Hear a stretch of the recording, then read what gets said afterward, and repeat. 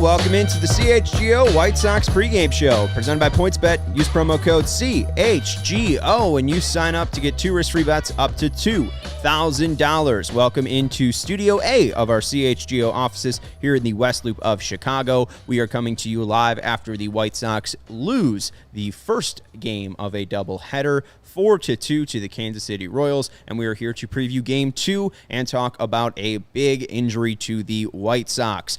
I'm Sean Anderson, the host of the CHGO White Sox Pregame Show. You can follow me on Twitter at Sean_W_Anderson. Alongside me is the full CHGO White Sox crew. You got Vinnie Duber in the new Johnny Cash shirt. You can follow him on Twitter at Vinnie Duber. He's the CHGO White Sox beat writer. And the man in the middle is Herb Lawrence. Hello. You can follow him on Twitter at EctorWall23. And just sitting here, I'm thinking we probably should have named the pregame Tim Anderson out for 6 weeks, because Tim Anderson is going to be out for 6 weeks. Coming to you straight from the White Sox press release between games of today's doubleheader at Kansas City, the Chicago White Sox placed all-star shortstop Tim Anderson on the 10-day injured list with a how are we saying this, boys? Sagittal? I don't know. He tore a tendon in his middle finger on his left hand. That tendon tear dislocated it completely, it sounded like. He has to have surgery, and he'll be having that on Thursday. 6 weeks is the timeline. It's very not good for the Chicago White Sox. It is very not good. Vinny went through the press release and gave you the analysis. Not good. Tim Anderson, good. That wasn't at in baseball. the press release, but we could glean that from the news. Yeah, the editorialization there of the injury not being good is true. Let's talk about it. Tim Anderson being out for 6 weeks. You saw in the Texas game, I think it was the Friday game, in his last at-bat, he started grabbing his hand. Saturday game, thank you. The Saturday game, he started grabbing his hand and kind of squeezing it, and it looked like he was having difficulty in his last at-bat. Didn't end up playing in the other 2 games because of the suspension. What do we make of this injury, and how does it affect the White Sox? We'll start with Vinny. Yeah, it's very bad for the White Sox. I mean, listen, as frustrating as everything has been for White Sox fans this season, as disappointing as this team has been this season, they are in a race for the division title, and that race is about 8.5 weeks long. They are going to be without one of their best hitters for the vast majority of that for the next 6 weeks. That's not good. They are trying to catch the Cleveland Guardians. They are trying to catch the Minnesota Twins, and you guys can chuckle as much as you want talking about this White Sox team being in the playoffs, but it's right there for them to get to the playoffs to win this division, because the Twins and the Guardians are just as underwhelming as the White Sox are. To do that without your leadoff hitter, without a guy who's been described as the heart and soul of this team, without a guy who is one of the leaders of this team, we've had a lot of talk and a lot of things written, both by myself and others, about kind of what's going on with the emotions of this team, the stuff that's happening outside of the lines of this team. And when all that stuff is described, Tim Anderson is pointed out as a guy who is still bopping around the clubhouse, making sure everybody is engaged and doing their work. You saw him. I looked down in the first inning of the first game after the trade deadline. They scored some runs in the first inning of that game against the Royals. TA was literally standing. I think TA got out to lead off that inning. He's literally standing on the bench of the dugout, holding the roof and just yelling at his teammates constantly the entire time during that entire inning. He is the guy that makes this team go when he is right. Obviously, he's been in a pretty good slump of late. But to be without him and without everything that I just described, it's going to make closing that very minimal gap between them and the 2 teams in front of them all the more difficult over the next 2 months. All right, Tim Anderson is the starting shortstop in the American League's All-Star game this year. So that's a big-time loss right there, especially with as bad as defense has been improving. And we've seen time to time he has some lackadaisical plays. But for the most part, as Vinny said, he is the heart and soul of this team. When this offense is good, it's because of Tim Anderson. But, this year he has been good and the offense has been stagnant. So it'll be a big-time loss for them to replace Tim Anderson's production in the lineup and his leadership in the clubhouse. But I think they have the pieces just to get through 6 weeks. It won't look like Tim Anderson, especially if it's going to be Lurie Garcia playing most of those games. I would love to see what Sosa does, but also remember, he started his year at AA, so this is 2 jumps up, and he subsequently has gone back to AAA and struggled down there. But his last couple of days, he had a couple home runs down in AAA, so I want to see him more than I want to see Lurie. I know what Lurie is. It's a limiting factor. When you play him too much, you see exactly what Lurie Garcia is. Now, give me a guy in Sosa. Give him 3-4 games out of the 6. I wouldn't mind seeing that because I got to see if we can have some of that power production he had down in Double-A. As we were talking about yesterday, Double-A is probably where you're going to see the tougher of the two pitching between that and triple. So maybe he's kind of used to sliders, curveballs, things like that, and he can drive the ball like he was doing in Birmingham. So I want to see Sosa over Lurie Garcia, and I'm sure I speak for most White Sox fans when I say that. I mean, yeah, you speak for me here. And again, it's just about what do you have in the 26-man roster, right? We haven't seen enough of Lenyn Sosa at the major league level to know what you have. We've seen many, many games, thousands of plate appearances from Lurie Garcia. We know who he is. And, he's a fine, 26-man on a roster. He can play second base. He could play shortstop. He can play third base. He could play every outfield position, right? He is valuable to a baseball team for a reason, and that is flexibility, right? But he is not an everyday starter. Lenyn Sosa might be. I don't know. There's not enough to really glean from the numbers there. You look at the Birmingham numbers that you talk about. He was slugging 549 down there. When he moved to Charlotte, 407 in a ballpark that usually is more hitter-friendly. But as you mentioned, the last 2 games, he had 2 home runs. So maybe they were able to get some pop from Lenyn Sosa. If he hits like 200 but gives them like 8 home runs, in a month, I think White Sox fans would be ecstatic about that just because of the lack of power. I'd be excited to see what Lenyn Sosa can offer. We're assuming that he would likely get a start at some position today in Game 2, so we'll see a little bit of Lenyn Sosa. But again, it is so important, this loss, Tim Anderson, and you mentioned it, just the way that he rallies that team, the way that he kind of sets that order at the top of the lineup. His loss here makes me so concerned about their ability to close that gap. They just lost their 23rd series opening game in this 4-2 loss against the Royals. And you see again today, no walks. You see again, no real plate approach going up against Brady Singer. The first 2 pitches against A.J. Pollock and Luis Robert were lineouts. Like, I just think that this Tim Anderson news, like, he brought such a confidence to this team. He brought such a confidence to this lineup. And I feel like his ability just to go up there and just slap, singles into right field, any fastball that's in the zone, just brought such a mindset to this team that A.J. Pollock can't bring, Lurie Garcia can't bring, Yohan Moncada can't bring. Like, there was one true leadoff hitter in this White Sox 26-man roster. It was Tim Anderson. They lost him. Well, I'll say this. I wrote about this yesterday on CHGO. Rick Hahn said the day of the trade deadline, again, very visibly upset that he wasn't able to do anything to help the team out. But what did he say that the team needed to show more of? The kind of the swagger that they've shown in years past, that attitude that they've shown in years past. And then the players, of course, pointed out that it's hard to do that when you're not winning, when you're not playing well. But here's the thing. Playing well or not, what is the chief source of swagger on the White Sox? It's Tim Anderson, right? I mean, Tim Anderson is Mr. Bat Flip. Tim Anderson is Mr. Change the Game. Tim Anderson is Mr. Shush the Yankees. Mr. Dairy Queen. Mr. Dairy Queen. Mr. BMW. But Mr. Howard Aiken. Yeah, Mr. Howard Aiken.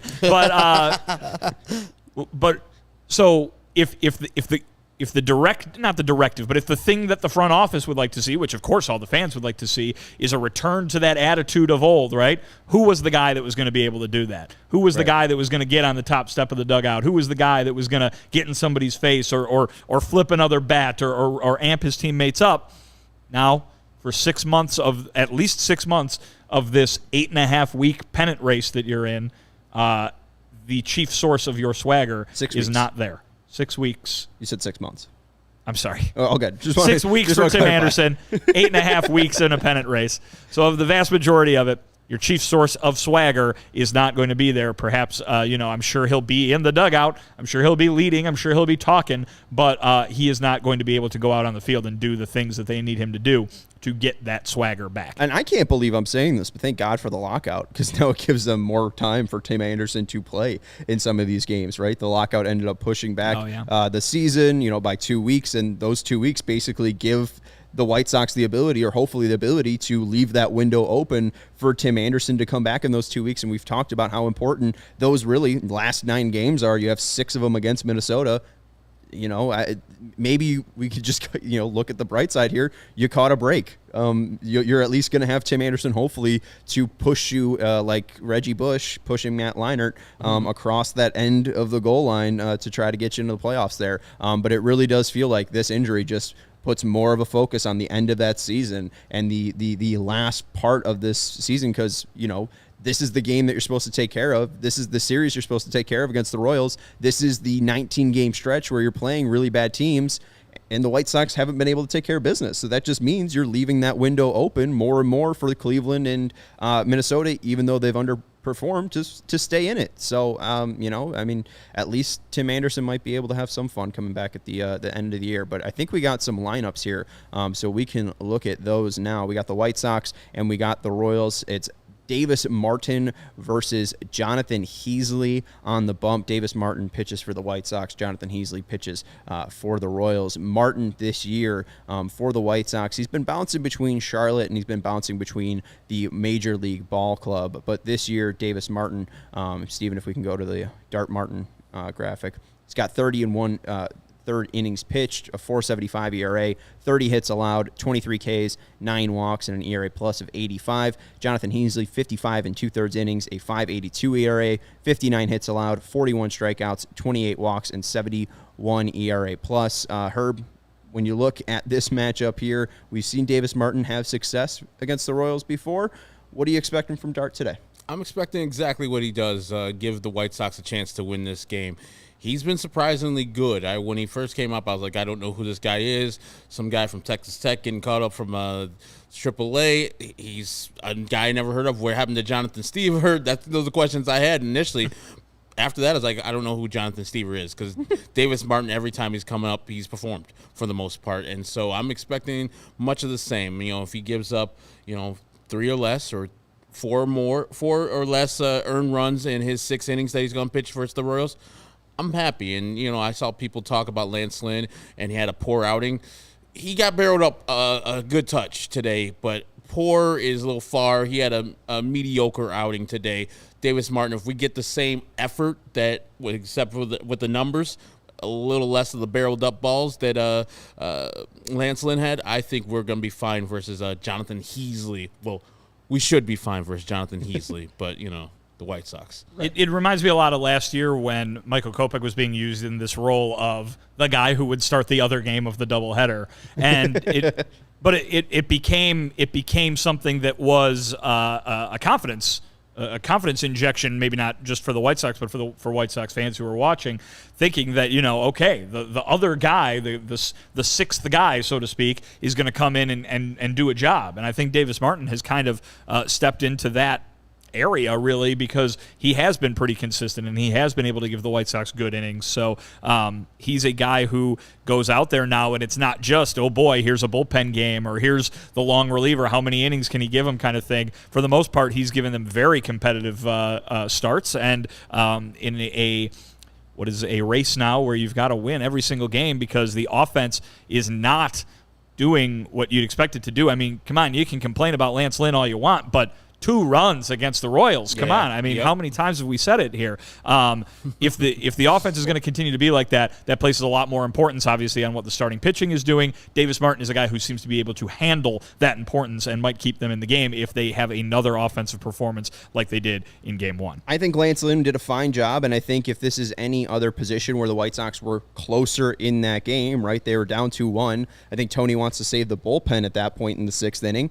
Him going up against Prado, I think Lance Lynn probably doesn't face Prado if it's a 2-2 game, right? If it's a 3-3 game, he probably goes to Matt Foster. He goes to the Joe Kelly a little bit earlier to keep this a tie ball game since Prado's already 2-2 versus him. But since, you're already down 2-1, we've seen this before from the White Sox where they can't score enough to even get the White Sox back in the game. I think that Tony's like, well, let's protect the bullpen at this point. And Lance was still around like 70 pitches at that point. So I didn't hate Lance Lynn's outing. The White Sox need to score more runs, period. The White Sox need to have better at-bats, period. The White Sox didn't walk again today, period. Like, it's not like you haven't seen Brady Singer in the past, month, because you have, and you hit him hard. And then you have him, come out, and it's another great day for Brady Singer just because he's able to locate pitches, that slider and sinker. And, I don't think he was that much better than Lance Lynn today. It's just Brady Singer's offense showed up. And thank you, Joe C. Tim Anderson out for 6 weeks, guys. If you didn't hear, Tim Anderson's out for 6 weeks. Joe C. just wants to let us know. Davis Martin has started 3 doubleheader games this year, May 17th, July 12th, and this is going to be his 3rd one. In the first one, it was against Kansas City, 5 innings, 5 hits, 1 earned run, 1 walk, 7 strikeouts. They lost that game 2-1, so the offense needed to show up. And then the other game he started, 6 innings, 8 hits, 4 earned runs, 2 walks, 3 Ks against the Guardians.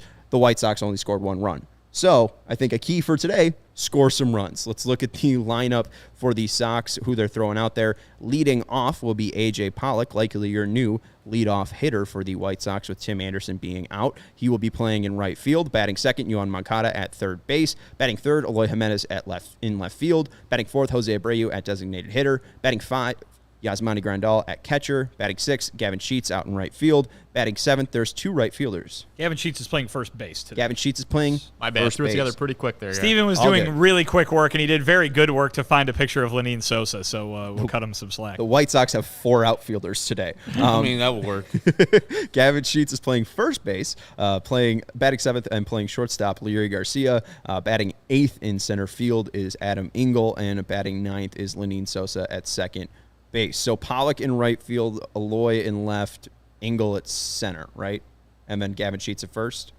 Yes. Yes. Okay. All right. That's the starting lineup for the Sox. And then for the Royals, leading off for them will be MJ Melendez, I think, playing Correct. catcher. Batting second, Bobby Witt Jr. at shortstop. Batting third, Salvador Perez at designated hitter. Batting fourth, Vinny Pasquantino at first base. I like how you batting got that. fifth. It's the only way I could say it. It's the only way it rolls off the tongue. Batting five, Hunter Dozier at third base. Batting six, Nick Prado in left field. Batting seventh, Michael B. Taylor at center field. Batting eighth, I don't know if you guys know this, local product, Nicky Lopez at second base. And batting ninth, What school do you go to? the one that wasn't Brother Ice. Naperville something. Naperville something. Central. And batting ninth, not Adam, Nate Eaton in right field. You had a heart attack when DJ mentioned Eaton in right field. Yeah, I was like, Eaton's in right. I was like, no! Did I get the wrong year? What the hell's wrong with my radio? Time travel. What's wrong with my radio? Then I was like, oh, it's the Royals.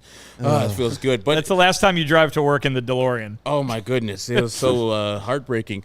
But it's good to see Lenine Sosa in the lineup. I would love for him to have been in for Leury Garcia and give Josh Harrison second base, but Yeah, right. beggars can't be choosers. If Leury if Tony wants Leury in the lineup after his 3 for 5 day on Sunday, where he had some good at bats and some hustle plays, I guess you reward him for that. But I would also guess you would reward the guy who hit the only home run for the White Sox in Game 1. But whatever. Not the guy that went 0 for 3. Yeah. But, Lurie's a switch hitter, so Right. he gets and, in. Yeah, I think someone brought up here, too. I don't understand why you wouldn't have Vaughn DH one game and then play first base the other one. Matt saying, how does TLR not use Vaughn at DH in one game and first base the other? Gavin Sheets didn't have a real nice at-bat versus Brady Singer. I don't know if I need to see Gavin Sheets play today, but, I really can't complain about the lineup. This is the 26-man roster that Tony La Russa was given. And clearly, Rick Hahn wasn't happy at the place where the 26-man roster was at the trade deadline. He was pissed off just like fans were. Obviously, he thinks that they can still win a championship, but what else is he going to say? He's the GM. He's probably not going to say, not feeling good about the team. So, hey, the White Sox need to hit regardless. If anyone wants to hit, whether it's Gavin Sheets, whether it's Lenine Sosa, whether it's Leury Garcia, whether it's Jose Abreu, if anyone wants to hit on this damn team, I'll let him. Jose Whoever's in Abreu line. has hit. That's true. Yeah, But, I just He's want, answered the I call. hope he doesn't stop hitting. I just want them to drive the ball. Right? Pick out a pitch and crush. These are Major League Baseball players, and none of them have 15 home runs, and most of them have played a decent amount of the year where you can get 15 home runs on the season. I mean, damn, it just I feel like we're begging for just them to do their job. They've hit the ball really hard versus Brady Singer in Game 1, but doing that is not enough anymore. It's about actual execution, the process of what you're doing, and then the result of hitting the ball over the fence. So I don't know how that has to happen, extra batting practice, a change of your approach late in the season, but something has to change. They can't continue to do the same thing and then think that they're going to explode on offense. Well, I thought something interesting. Len asked DJ, I was driving in, Len asked DJ, about the 22 losses in opening day series. What could be the issue? And DJ's like, I don't know. Like, I have no clue. But he was like, maybe they're just taking too early of batting practice. Like, there's an early bus, there's a late bus for guys to get work in. So he was like, maybe you just stop doing the early work in the first game of a series. Like, I'm just trying to throw out anything. He's a former certainly baseball player. He was also, but I mean, guys, if we're at the point where maybe the fix for this team is that they shouldn't practice as much, I mean, don't know. Come on. I don't know. Has practice been helping them? We're asking them, are they listening to their coaches? And so maybe they're working too hard. I want them to just practice standing in the box and taking pitches. That'd be nice. I saw a 7-pitch inning and a 6-pitch inning today, and I did not like it. Welcome and to the White Gavin Sox Sheets baseball. at bat, where he worked the count to 2-0, and then you get a 2-0 slider right over the middle of the plate. I understand if you say, hey, it's a slider, it's off speed, maybe he's looking fastball, blah, blah, blah. Cool. But also be ready to hit. I was just watching, I was listening on my radio, but I also have Jason and Stoney on my YouTube TV app on my phone, and I watched that again. I was like, oh, come on now. It's not the prettiest pitch, but you worked there to get the 2-0 count, and then we take it was a sinker down the middle. Yeah, 2-2 sinker down the middle, basically. And it had nasty break. There was the shadow, but again, you're up there to hit. Swing the damn bat. I don't know what you're looking for otherwise. Right. You know the arsenal he throws with. It's 2 pitches. Yeah. So I don't. That's the process you're messing up with. The Gavin has to come to the plate saying, hey, you know what? They put me in the game because they think I can break this game open. They think I could tie the game right here. They don't think Sebi can do it. So my job right here is to break this game open. When I get to that advantageous count, let's let it loose. Yeah, and I'm just waiting for the day for it to happen. And you mentioned them not doing their jobs, hitting home runs. Salvador Perez in 67 games this year has 16 home runs. The White Sox have had 9 players play more than 67 games, and none of them have 15 home runs, or 16 home runs even. None of them have 15. Jose Abreu has 14. But Josh Harrison, too, leading the team since June in home runs. Like, who would have thought? Let's tell you about PointsBet. The best way to support CHGO is to download the PointsBet app and use promo code CHGO when you sign up. If you do that right now, you get 2 risk-free bets up to $2,000. But that's not it. If you make a $50 or more first-time deposit, you receive a free CHGO membership, which unlocks all the web content, and you'll even get a free shirt of your choice from the CHGO locker. That's $2,000 for free bets, a free CHGO membership, and a free t-shirt from the CHGO locker, all for making more than a $50 first-time deposit at PointsBet. Right now is a perfect time to take advantage of this offer because we have a brand new shirt, brand new White Sox shirt celebrating the ace of your White Sox team. So right now is the perfect time to take advantage of the code CHGO when you download the PointsBet app. And again, make a $50 or more first-time deposit and you'll receive a free CHGO membership. If you have any questions, you can email pointsbet@allchgo.com and we'll help you out. And once the game starts, don't just bet. Live your bet life at PointsBet. If you're someone who has a gambling problem and wants help, call 1-800-GAMBLER for crisis counseling and referral services. This game is about to start. Vinny, who is your click to pick? I believe it's Jose Abreu. Yes, that's what I remember saying because he's really good. You stepped out on the ledge. What? You stepped out on the ledge. Oh, yeah, exactly. I'm nothing if not bold. Let's go with Jose Abreu. I'll say the White Sox lose this one 4-1. Okay. Very fun. Herb? I'm going with A.J. Pollock. He's going to lead off and do some good damage at the top of that lineup. But as you read off the stats, Davis Martin will pitch well again, and the White Sox will lose 3-1. I like Lenin Sosa. I'm more positive on this. I think the White Sox win 6-2, mainly because Jonathan Heasley kind of stinks. He's been throwing his slider more, which, hey, that's something. He's been throwing his slider more since June, and it's up to around 20%. But the slider stinks compared to the average vertical movement. It's 1.4 less compared to the average horizontal movement for a slider. It's 1.9 less. So it is a very, very flat slider, and the more he throws it, the slower it gets. So the White Sox should be able to hit this slider. We'll talk to you after the game here live on the CHGO Sports YouTube channel. That's Vinnie Duber. That's Herb Lawrence. I'm Sean Anderson. Thank you, Stephen Nicholas, for producing, and thank you for hanging out with us on the CHGO White Sox pregame. Go White Sox.